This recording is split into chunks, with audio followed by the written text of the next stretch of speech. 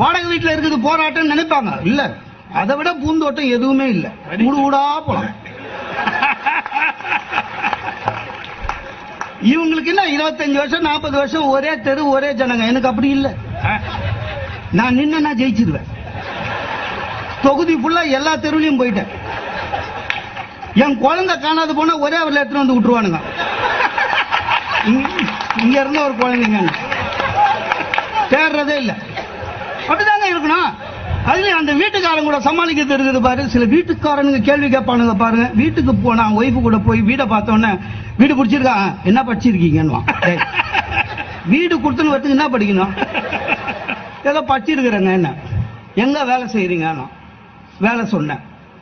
என்ன சம்பளம் வாங்குறீங்கன்னா பக்குன்னு ஆயிடுச்சு. ஏன்னா ஒய்ஃபு கிட்ட ஒரு சம்பளம் சொல்லி இருக்கிறோம்.